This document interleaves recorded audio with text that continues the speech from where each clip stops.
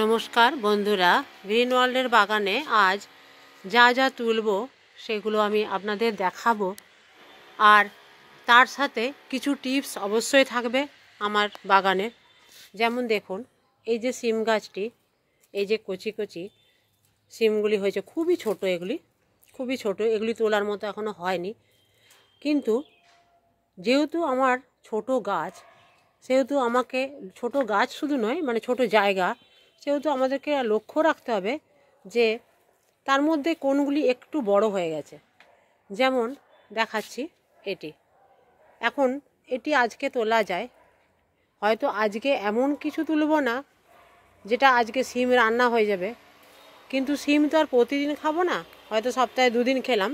কোনো জিনিসই বেশি ভালো নয়, এমনকি জলও বেশি ভালো নয়, যা আমাদের জীবনের অপর নাম, সেটাও কিন্তু বেশি ভালো নয়। তাই এই যে সপ্তাহে 2 দিন যে খাবো, সপ্তাহে 2 দিন খেতে গেলে কী করব?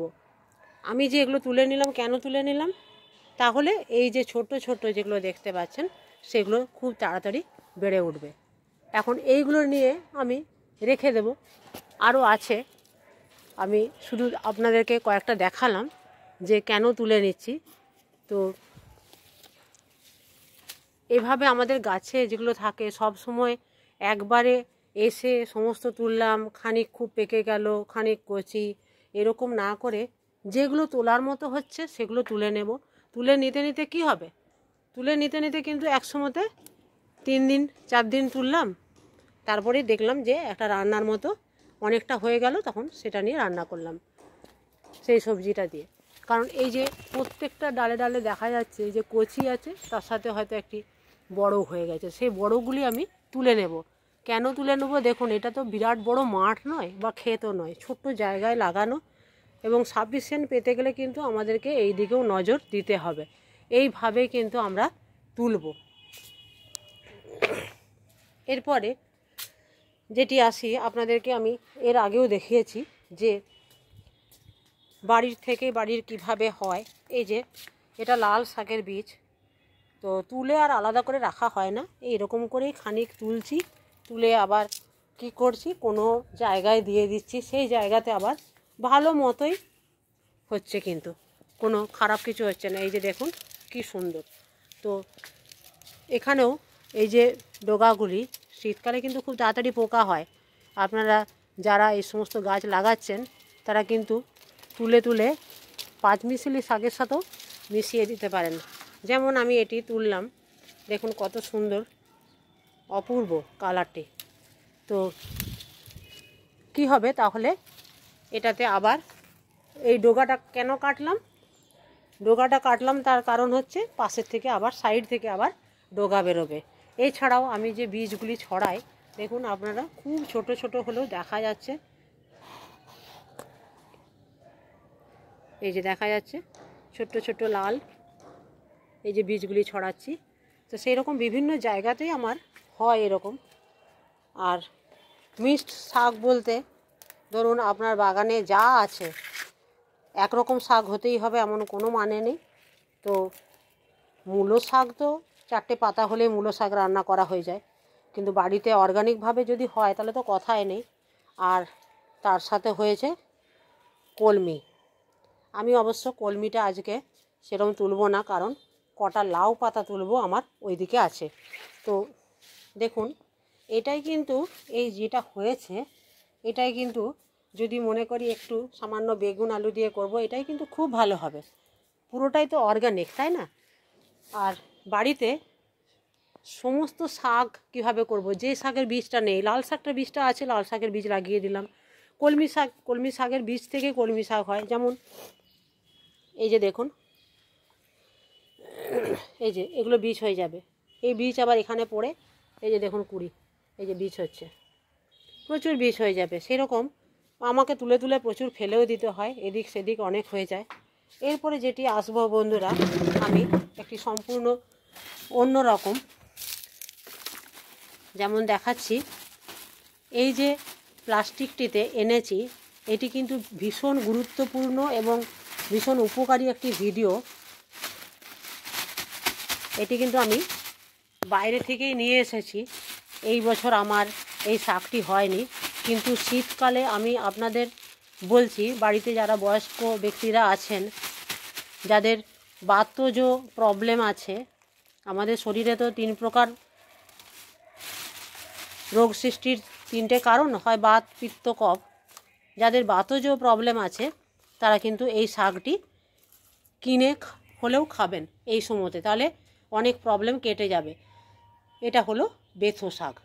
বেথো শাক আমার এখনও বেরোয়নি। বেথো শাক আমি আলাদা করে লাগাই না, কিন্তু প্রচুর হয়, কিন্তু এখনও বেরোয়নি।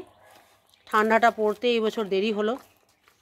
আর এগুলো সাধারণত হয় আলু বিলে, কিন্তু আমরা ছাদ বাগানিদের সবসময় যে আলু বিল হয় তা নয়, কিন্তু এমনিতেও আমরা লাগাই। কিভাবে হয়ে যায় এগুলো, এই যে দেখুন, এটা বীজ। এই বীজ কিন্তু যেখানে পড়বে, কোনো বিরাট যে উৎকৃষ্ট মানের মাটি চাই তাও নয়। আমি আপনাদেরকে দেখালাম, এই যে শাকগুলি বাজার থেকে এনেছিলাম, তার মধ্যে বীজ আছে প্রচুর। তো সেই শাকগুলি যেহেতু আমি একটি টবে করে দিলাম, কেন করে দিলাম, এর উপরে মাটি, হালকা মাটি চাপা দেবো এবং একটু পাতলা করে কোকোপিটও দিয়ে দেবো, তারপরে জল দিয়ে দেবো। কেন দেবো?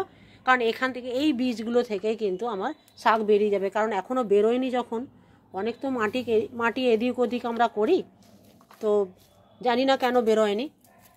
তো এগুলো কিন্তু বেরিয়ে যাবে, অন্তত 7 থেকে 10 দিনের মধ্যে বেরিয়ে যাবে। আর কচি কচি বেথো শাক কিন্তু দারুণ উপকারী। যাদের বাতের প্রবলেম আছে, 7 দিন থেকে 15 দিন অল্প অল্প করে খান, দেখবেন বাতের ব্যথায় অনেক উপকার পাবেন। আমি এরপর এখান থেকে কি করব, এই মাটি আমি এখান থেকে হালকা করে আগে মাটিটি দেব।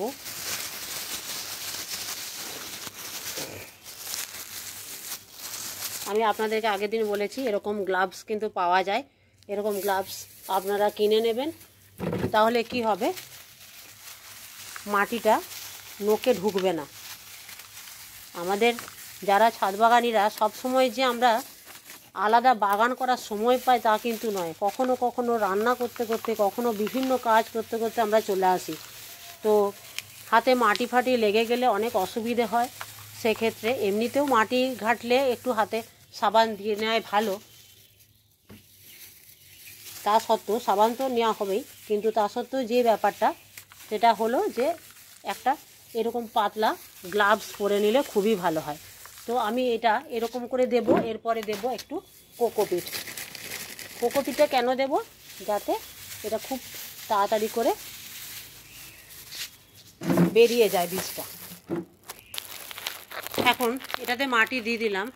দেখুন, এখানে এই যে ডালগুলো আছে, সেই ডালগুলো থেকেও কিন্তু গাছ বেরিয়ে আবার পাতা হতে পারে। আবার যে বীজগুলো আছে, সেই বীজ থেকেও কিন্তু, যেহেতু মাটিটা খুবই হালকা দিলাম, হালকা মানে এই কোকোপিট দিলেই মাটি খুব উর্বর হয়ে যায়, এবং সেখানে বীজ থেকে গাছ বেরোতে কিন্তু, বীজ থেকে তাড়াতাড়ি করে অঙ্কুরোদ্গম হয়ে গাছ বেরোতে সুবিধা হয়। যার জন্য আমি কোকোপিট সমেত একটু মাটি দিলাম। এখানে এই যে ডালগুলো দেখা যাচ্ছে, এই ডালগুলো থেকেও কিন্তু বেরিয়ে যেতে পারে, যেহেতু মাটিটা উর্বর। আবার বীজ থেকেও বেরিয়ে যাবে, বীজ থেকেও গাছে ভর্তি হয়ে যাবে এখানটা। তো এই বছরই আমি এভাবে লাগালাম। যেহেতু আমার অন্য বছর প্রচুর হয়, নিজের থেকে হয়ে যায়, এবছর হয়নি বলে আমি একটু বাজার থেকে কিনে নিয়ে এলাম। কিনে নিয়ে এসে পাতাগুলো ছাড়িয়ে রান্না করে আমি এইভাবে দিয়ে দিলাম। এই যে এভাবে দিয়ে দিলাম, এটা আমার, যদি আমি একটা কাগজ মানে পেপার, খবরের কাগজ যেগুলো, পেপার চাপা দিয়ে দিই উপর থেকে, তাহলে খুব ভালো হয়। কারণ এই বীজগুলো না খুব পাখিতে, ইঁদুরে এসে খুঁটে খুঁটে দেয়। এই যে দেখুন, একদম চপচপে করে ভিজিয়ে দিলাম। অবশ্যই চেষ্টা করব, যদি চাপা দিয়েও দিই, দেখব যে সেটি শুকিয়ে যেন না যায়। এই যে পেপার,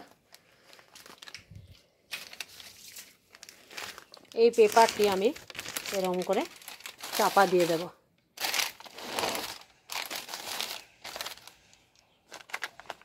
এরকম জামা কাপড় মেলার ক্লিপ আপনাদের বাড়িতে আছে অবশ্যই, তো সেরকম এরকম চাপা দিয়ে দিলাম, যাতে আর ইঁদুরে এসে খুপে না খেতে পারে।